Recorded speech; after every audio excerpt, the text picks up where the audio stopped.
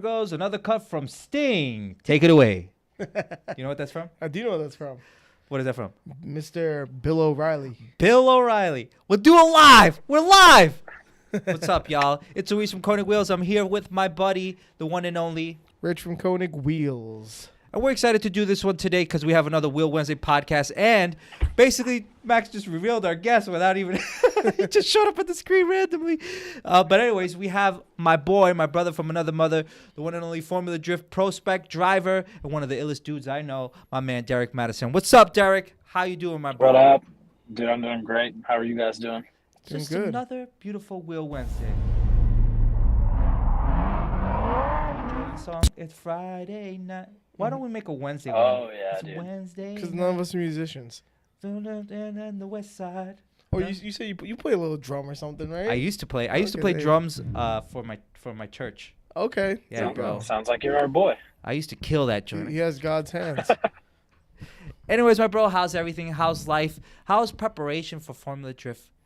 Like this season, I feel like this is a good one for you, bro. I think you got Good. that perfect, like how we would say in Spanish, that adobo seasoning, that it's like ready for you to start cooking these mothers effers. Oh, dude, I actually had adobo seasoning on a burrito for lunch an hour ago. So Wow. See, you're on the money, dude. I'm not even joking, dude. See? But no, prep is awesome, actually. I'm sure you saw we got us a brand new shop, which is new to us. I've been building my race car in my parents' garage for the last couple of years. Bam. Thankful they let me do that, but it sucked because I have so much stuff, and that just going into a small, normal house garage was not cash money. Yeah. So me and my race team actually running the shop together, and things have been going pretty well. We got a really nice place to put stuff. It can finally be well organized and not a mess. Got my race car in there, street car in there. I'm about to start on our new race car, which seemingly is not going to be ready for this year. But we'll kind of revamp the old tried and true girl and put it back together, fix some of the issues that it had going on for this season, and dial it back in because we're going for that championship this year. And I know you are, bro. See, that's the thing. Every year that I've known this man so far, every year you keep getting closer and closer to it, and it's just like, knock on wood, knock on wood. It's one of those situations where it's like, if it doesn't happen, it's like God is just messing with us, because bro, you're prepped and ready to go, and like we say, that you got that adobo on you right now. Adobo, you could put adobo in an engine, bro, and that shit'll fly. You know what I mean? I'll try it. He said, "I'll try." Catch me on grid with adobo on the side of the car. Anyway, so tell us a little bit about what's going on. So this daily that you have going on, I mean, the one that you showed me, that's a daily, right? The one with the SSMs on it. Like, is this just something that you drive around? Like, bro, this car is sick. Do you put it on track, or it's just something that you just, eyeball the next driver next to you and be like, yo, you want to test me or what? I mean, I can't really get that cocky with it because it's still really slow. But no, I bought it around like Halloween. I got it for a deal, still full interior, everything, like a real nice 92 S13 hatch. And it was bone stock, pretty rusty, and it hadn't hadn't been like on the street in like 10 years. Like I knew the people who owned it before. And it passed through some owners. I snagged it, brought it back to life. And actually my friend Tyler works at the shop pretty much 3 to 5 days a week, and I just paid him to put it all together for me, and he did a knockout job. My boy Micah came up and wrapped it just last weekend, and we got it dialed in and running really well just last week. So we've really just been hitting the roads with it recently. Sweet. Got some nice brand new coils and suspension stuff on it, so it rides like a Cadillac. Hey. And dude, it's great. So I'm gonna drive it every day because this F350 gets 11 miles a gallon when diesel's 550. That just doesn't work. So that's awesome, bro. I see you doing your thing, man. So I just kind of want to get into a little bit. I know you can't reveal much, and one of my favorite things about when it comes to the FD season is kind of the day of, when it comes to Long Beach, you kind of get to see everybody's what they're going with and what they're dealing with, and then obviously they hit those banks, and then it's a whole different game and ball game. You know what I mean? So is there anything though that you could tell us about your build that you feel like is going to be different? Are we going with a new livery? Is it going to be kind of similar to what we have going on already? I mean, I know you always come out with that black and silver look. That's just your style. Or is there any differences from that, or what we got going? the black, gold, and chrome is here to stay. Nice. You know, we built a brand around that. My business's colors are going to be black and gold. Obviously, Fuel Lab's colors black and gold. So I mean, everything it just works. You know what I Yeah. mean? So since I've kind of built a brand around that, we're just gonna stick with it. New livery though. Ooh, I'm hype. The car is like one of the only front mount radiators left on grid, and it overheats so bad. So Yeah. we're gonna do a rear mount radiator with it this year, and get us a little bit better of a fan setup, and just try to. That was like the only thing we really struggled with is just keeping the car cool. We'd make it to a final battle, and the car would be like 250 degrees, and all the boys have these Milwaukee blowers and crap, like just smashing the engine bay with them, just trying to get it down to like 220 so we can pull back up to the line and not blow our shit up. Mhm. So, but yeah, no, it's there's really not much to it. We're just gonna refresh it, maybe put a little bigger supercharger on it if we can dial that. See, that's what I'm talking about. We can dial that partnership down. We will make something happen. Hell yeah. See, yeah, man, I'm excited for all that. See, and I don't. The reason why I just wanted to have a conversation with you just because we haven't caught up. Well, we do text each other and stuff like that, but we haven't caught up in just a regular conversation in a while. So I just wanted to talk to you and kick back and just have a conversation, just talk with the homies.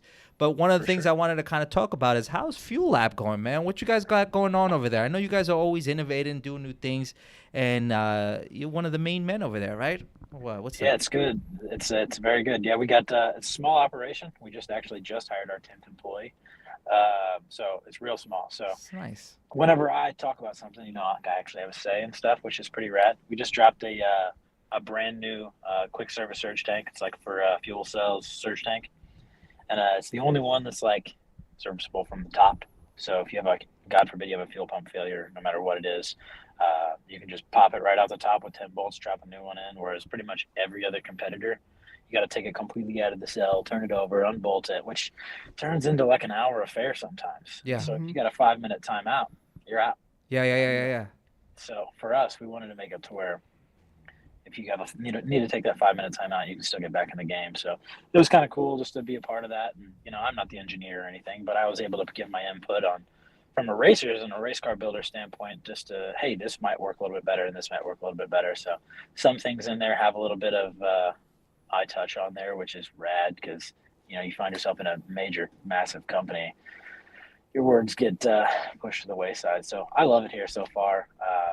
You know, the desk job is new for me, but I'm enjoying it. And I get to put some stuff together for people. It's cool building those quick service surge tanks and building regulators and stuff. It's a lot of fun. So I get to do a little bit of everything, which is rad. And they support my racing. So can't complain awesome. one bit. That's one. That's what, you know, when you told me that and you were working there, and I don't know who runs the social media. They're really cool. They're always constantly sharing our stuff. So I appreciate that, man. And, you know, obviously you already know this. It goes without saying, if anybody from the team besides yourself ever needs anything, you're always welcome to contact us because, you know, we like to support our homies and our homies, you know, and you know how we run here. Absolutely. It's just one of those things that, like, even, for example, you know, reveal for some of the people that are FD fans if they're listening and whatnot, like off of the recommendation of my boy here, Ricky Hoffman is rolling with us this year, so we're excited about that. And there's a few other people, man, that are going to be hitting the track with us as well. Who else were we talking to earlier? The homie that wanted the hexaforms. Hexaforms. For Yeah, what car? but What car? The BMW, I think it was. Yeah.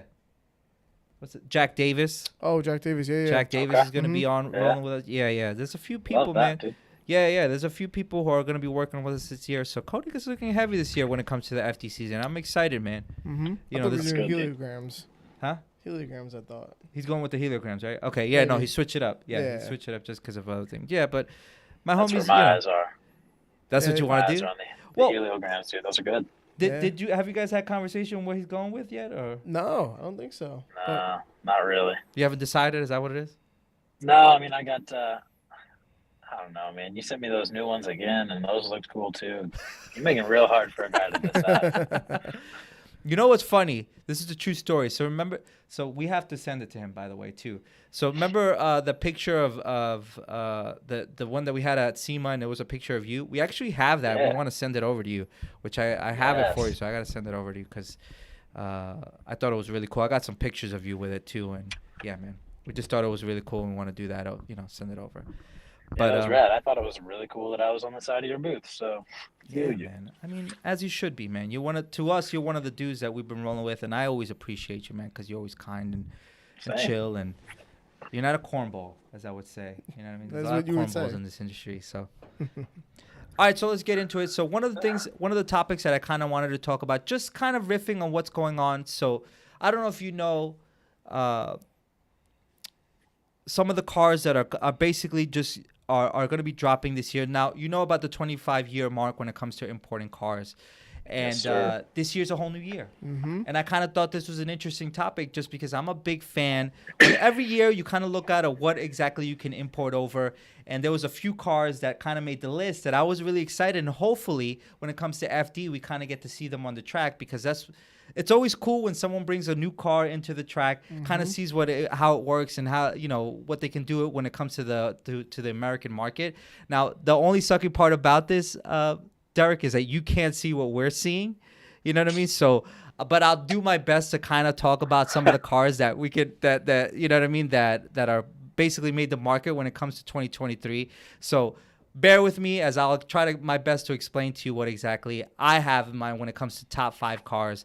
And if there's anything that you guys want to throw out there, we can go from there. All right. So one of the cars that I'm excited about this year is actually the R34. Now this year we actually get the GTST rear-wheel drive version of it. It has an RB20 engine in it, and the reason why I'm excited about this car, and unfortunately you can't see the pictures that we see right now, Derek. Yeah, we have little things up on the screen. It is a rear-wheel drive car. I know. It is a rear-wheel drive car, and honestly, I feel like because of that, we're going to luckily get to see this on the Formula Drift track because it's a rear-wheel drive. But if there's anything you guys know about it, what do you guys think? I think it's an RB25 engine, and yeah, these things are sick, man. I know... I remember when we were speaking to Reza Arsham at SEMA, he was saying, he's like, yo, I'd rather take the GTST over the GTR. A lot of people were saying that. But I think they say that because also he's like, well, no, Reza, you said. Reza, yeah, okay. Reza said that, yeah. So I don't know. I mean, he was saying it's more fun with the rear-wheel drive, drifted, you have more of a fun car. Well, it's a turbocharged inline 6 as well. So the car is no joke, you know what I mean? But at the end of the day, I think I'm more excited about it because of the fact that I am a drift fan. And when it comes to rear-wheel drive cars, it just, for me, it's an exciting thing to see. And I'm just all for it. You know what I mean? So what do you think about that, Derek? I just love R34s. Honestly, I'm a big R32 and an R34 guy for sure. Actually, Tanner that works for us at FUELAB has a R34, and he's like, yeah, I'm going to sell it. And I'm like, dude, damn, why? Really? But yeah, he's he came into it before the market inflated, so he got a good deal on it. So it's not a GTR, is it? Is it GTR? No, it's not a GTR. I don't know which one it is. Mm-hmm. My memory's awful. He's told me, but it's pretty decent. You know what's funny? It's like, so he's probably selling that for way above market. If he hasn't yet, no? Is he having like a problem with it? You don't know? No, there's no problems. It's just I don't think he's trying to make like a massive markup on it or anything. I think it's just pretty fair market because I mean, compared to what he got it for, he's still doing pretty good for himself. So that's nice. That's fire, bro. That's actually I think that's the first person I've actually heard say to me that they have a R34, an R34. Yeah. Except at SEMA, every single person I saw, because we had BS for bills. They were saying that. Yeah, every single person. Yeah, I got one of these at home. I'm like, sure you do, bro. Like, you have a Toyota Corolla at home. Get out of here. So this is the same thing, right? Yeah. So another car that I'm excited about, and I think most of us here are excited about, is the Impreza STI, the 22B, Impreza. And the crazy. So here's a fun fact about this car. Obviously, the first model came out 25 years ago. Last year, this car actually sold for over $3,000 on the market, bro. Somebody literally bought it for over $3,000 just because they love that car that much. But what was the price?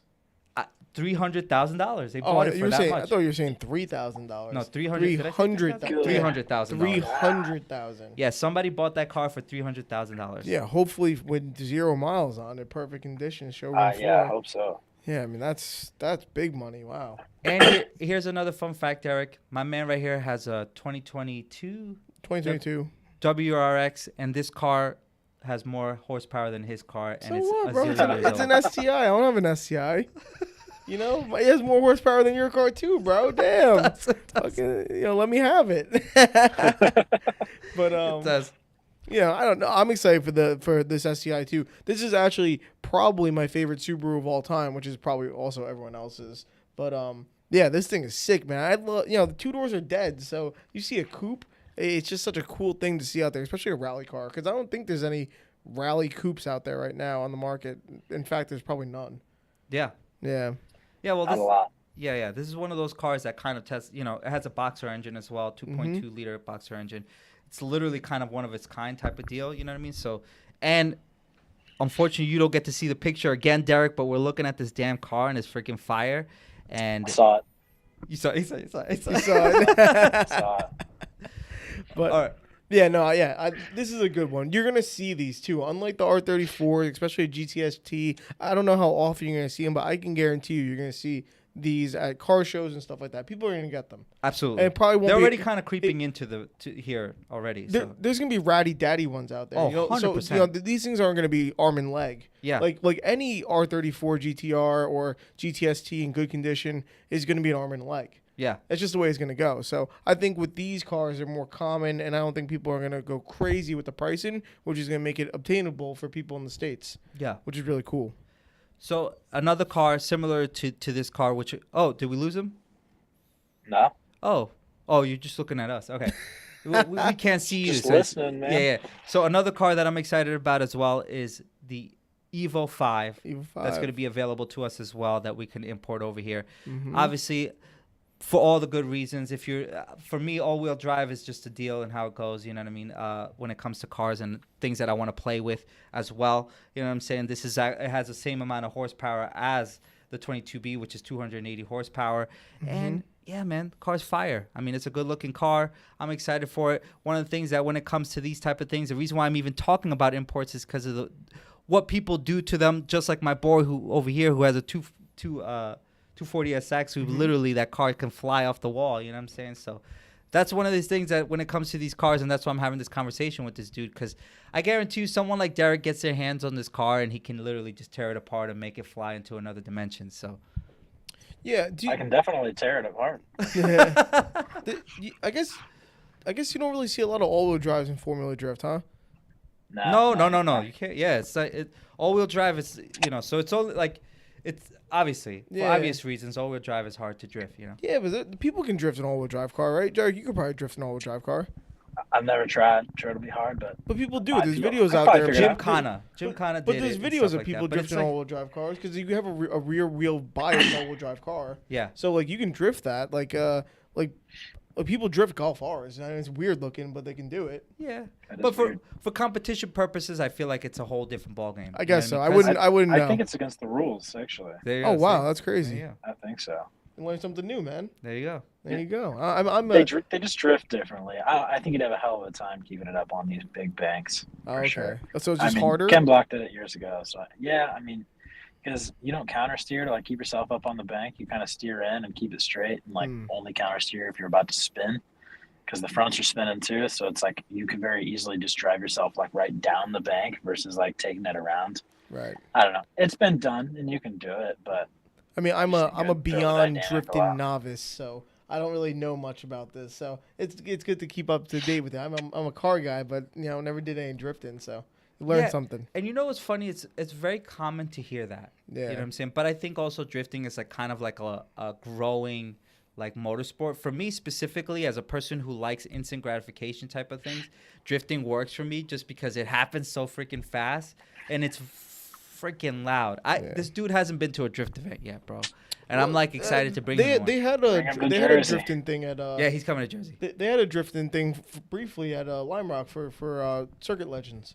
There was a whole thing Yeah. where there was some drifting that's right, going on. That's yeah, right. That's right. But It was it's grid life. It was grid life. Yeah, it was Yeah. kind of cool though. I'll tell you. But yeah, I saw that. It was cool. I don't think it's not like a competition though, like FD. No, it wasn't a competition. It was just kind of like a. Like, I don't just- even know what you want to call They, it. they invite drivers. It's like, well, at that event, I don't remember even they know if Lime invited the Rock is a drivers. track that's meant for drifting. I have no idea. it's not. You can drift it, and I've seen some videos and stuff, and it looked rad. But it's a hard track to drift. It's very long straights, so it's almost unfluid. But there's nothing like going to Formula Drift, man. Cool. It's I can't wait, wild. man. That's sick, dude. We're gonna do it up. come hang out in the pits, dude. Yeah, man. Bro, this guy got a whole setup. Like, he has like the only person I see that has his. Well, did we ever send you the wheels for the van? By the way. Oh yeah. Yeah, we did. Okay, I'm losing my mind. Yeah, here. the wrap is almost done, and the wheels are going on as soon as it gets back. So I'm fired up. It's gonna livery and everything. So he's the only one that, bro. This is why I rode with this dude. He had like speakers and shit, cooking food, like just kicking it. Everyone else is dead serious. My man's just relaxing, like hanging out with the homies in the back. He's, you know what I mean? It's just fun. Talking about wheels for the K-van? Yeah, he got it. Oh. Yeah, we send them the rewinds. Yeah, they're gonna look dope. All right, last one because I feel like this topic is running dry a little bit. It's kind of boring me a little bit, but it's all right. It's a topic we picked, so I might as well talk about it. So next year, though, this is a next year drop. Next year, we were looking it up. The Silvia S15 is gonna drop, and you can import it to U.S. As a man who has, one of these type of cars. Similar to, you know what I mean? Is this something that would you get one once it hits the market? If my bank account says yes, I'm getting one. Okay. The chances are pretty slim for that, but dude, they're so sick. That's why I made my S14 look exactly like one, because it's the poor man's S15. That's what I'm saying, bro. Bro, everybody and their mother has their car looking like this car, Dude, listen. specifically the headlights and stuff like that. I remember this back whenever anyone had an S14 back in the day, or whenever people were about it, everyone was always just like, "Yo, you got the kooky front end. You got kooky front end." Kooky, and, yeah. And they just always just trying to do the S15 clone, and it's because it's just such a good looking car, so iconic, really is. I feel that. Yeah, man. And I love the 245, and I feel like I'm also I like nice things. So having a 240 but newer is just perfect. Yeah, My hatch is really nice interior, but I like the essentials. I don't have a cup holder, man. Where am I gonna put my coffee? Between the legs, I don't know. Dude, pull the ashtray out, right down in there. Bro. It's perfect. And I had mentioned this to and you, Derek, you got to look this up. So there's this Malaysian car brand called Proton. Have you ever heard of Proton? Mm-mm. Why? Because who drives a Proton? Bro, no one's ever. Every time I talk to people about this brand, they're like, "We have no clue." So it's a Malaysian company, and they have this car called the Satria GTI. Bro, look this car up one day. It's a fire ass freaking car, and it's one of the ones that you can import. I feel like I'm the only person who's gonna want to ever import this car over here because I'm the only one that knows about it. Bro, look at that thing. You get it cheap though. You can get it cheap, yeah. Honestly, and it has some history in rally too, bro. All right, it looks like a mix of three cars. It looks like a mixture of a EG hatch Civic, Saab, and a Pontiac Aztec. It looks See balls. It. I already hit it. I like it though. You know what I'm saying? Man. I'm a hatch dude, bro. Like you put me in any. Look at that thing. That thing is fire, bro. It has a GSR engine as well, bro. Man, Wish I could see it. Yeah. it is. It's like charmingly ugly. That's what it is. I get that. It's like the same kind of ugly that like the Neon SRT4 had. All right, Just bro. saying. This is the topic that I wanted to talk about. All right, check this out, guys. So, Oscar Mayer, the Wienermobile. Do you remember that? Dude, tell me you're putting Konigs on one. I wish. But and if Oscar Myers ever hears this, please hit me up. I would love to put some freaking Konigs. Oh, there it is. You can't see it again, Derek. I'm sorry, my dude, but we're looking at it, and now I'm gonna freaking. But I know this one. I'm gonna Photoshop. The Wienermobile. But I'm gonna Photoshop some freaking Konigs onto it because I want to see what it looks like. But yo, so this is true story. They're looking for drivers to drive this thing. They're offering $36K a year. You get $150 per diem for food and travel and all that. You get 18 paid days off. Wow. Dang. But the only thing is you need a 3.0 GPA, and you also need either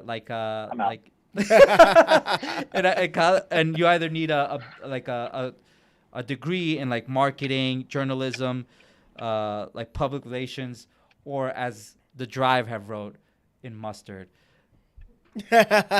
Poorly. But the reason why I'm bringing this up, if you were 24, 25, would you take this job? I'm not far off from there. I know, man. I I'm forgot. not- You're a I'm young not- dude. I'm not How old far are off. you? How old are you, Derek?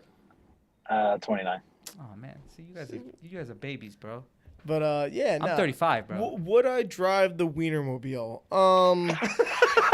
This is where we've got to in this podcast. Not in New York. Dude, Yeah. I would be the best Glizzy pilot on there. Glizzy, the Glizzy, bro. I would drive this thing bro. If I would have seen this at like between 22 and 25, I would have taken this job. You would have seen me as like the Oscar Mayer like dude, bro. Yeah, but you would get out of that thing and start breakdancing, handing out hot what I'm dogs. I still Honestly, I'd buy a hot dog right then on site. That's what I'm saying, bro. Like, you know what I mean? Like, bro, the next time we go to this event, I'm bringing like a floor, and we're gonna make this dude's like pit area like freaking the spot to be, because I know he has a speaker, so we're just gonna roll around and chill. Bro, I'm in. Nice. All right, right out front. Yeah, bro, I'm in it. I'm with it. All right, bro. So, just because I know you have work and all that thing, and I just kind of wanted to get into like what close out the conversation. What should we look for when it comes to Derek Madison and the FD season? What does it look like for you? What should we expect? Is it W's all around? Or who do you want to battle? Who are you looking forward to? Who's your competition, bro, in your eyes? Well, it's looking like I'm gonna be on the top of the box a lot more. Ooh. And I don't know, dude. I just love battling everybody. I love battling my friends, and I'm like pretty good friends with almost everybody in ProSpec. Because we're all in it for the same thing. We're all struggling, all trying to make it to the big time, so we all relate for that. I'm a very competitive person, so I want to battle the best, because if you want to be the best, you got to beat the best. So all those dudes in the top 5 are always on my gun list. So I know a couple of them, at least one of them are moving up, but everybody else on the list. If I don't win, it's all good, but I'm done.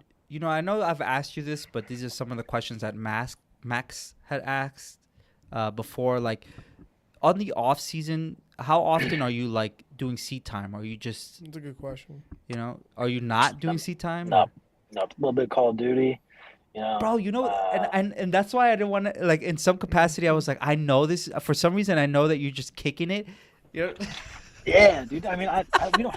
And then go in there and like go hard.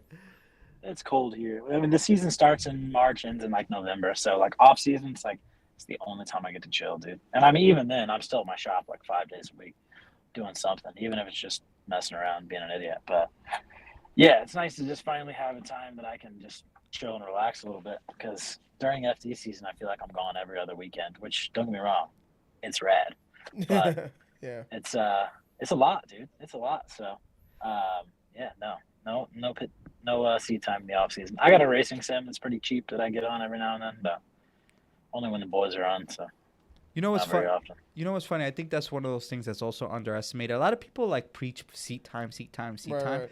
but a lot of people don't talk about like just relaxing.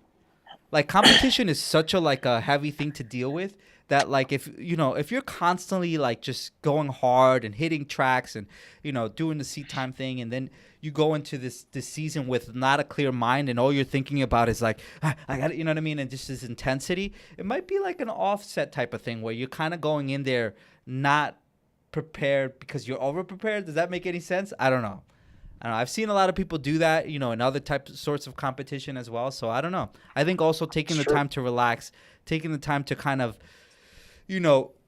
spend time with family, mentally prepare yourself to kind of get on that track, because a person like yourself, when the season starts, you're not only doing FD. I've seen you. You're doing Riverside. You're doing other type of events. It's a consistent thing that you're kind of doing when you're on season. So I get that part, bro. I get that off season, just kind of relaxing and doing the things for yourself.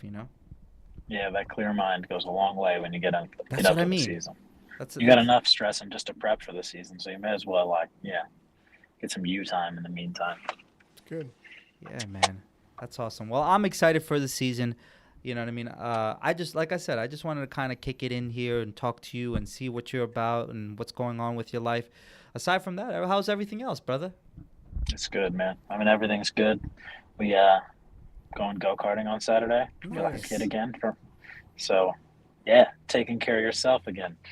Yeah, now, what about you, dude? People don't need to hear about just me. How are you guys? So we're good. We're good. Obviously this season, which you already know this, and a lot of people kind of, what's funny is just because we haven't dropped so much information about it, but we've obviously talked about the Ultragram and stuff like that, but we got that Forge line coming out that hopefully once that comes out, my boy over here is going to be rocking it and sporting it for you guys and showing you what it's like and how it deals, how it looks like on a car and all that. So we have that going on, as well as for me this weekend, bro. I'm going to Vegas. Oh yeah, that's right. That's this weekend. Yeah, bro. Vegas. Yeah, see me around too. Yeah, 100 on black for me, man. 100 on black. Yeah, I'm actually going over there for a braking competition. Yeah, bro. I still go hard with it, bro. People don't know. Are you in it? I'm in it. Yeah, I'm in it. I'm competing in it. You coming out P1 or what, dude? You know me, bro. This is what we do. Yeah, man. But yo, I love to hear it. Glad to hear you doing what you love, dog. I'm glad to check in with you.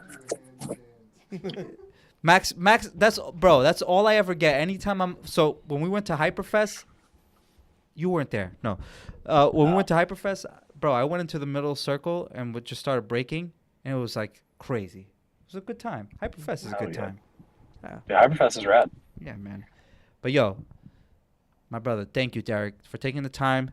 We obviously look forward to the season coming up. If you ever need anything from us, we're always here for you. We appreciate you.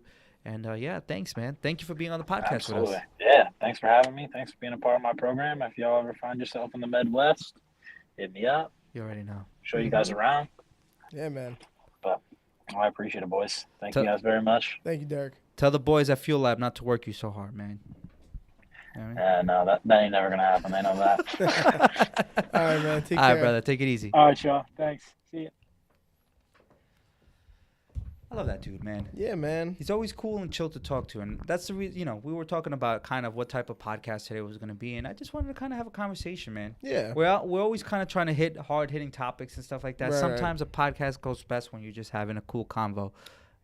Well, it's nice too because a lot of times when we have guests, we try to, it becomes about the guest. Yes, yeah. Like a catching up with someone and tell us all about who they are and what they do and all this stuff. But like, you could just have a guest on here and just do what we do with just us two. Yeah. And just talk about topics and stuff or whatever it may be, hot news with another person. Yeah. It's always nice to get another opinion in there.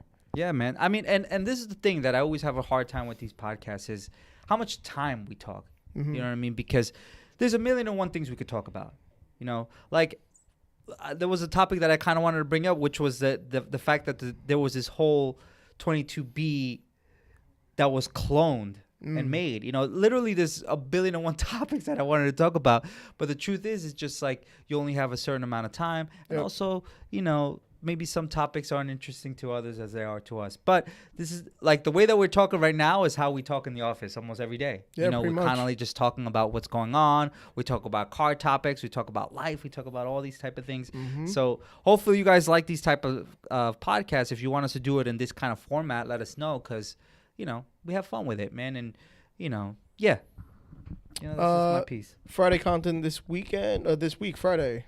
What are we doing this Friday? We have a car anatomy with Kendall Samuel from Mechanical Advantage Racing. Yeah, man, I'm excited for that one just because if you know anything about Mechanical Advantage Racing, they are mad scientists when it comes to the road racing realm. These guys kind of get a car.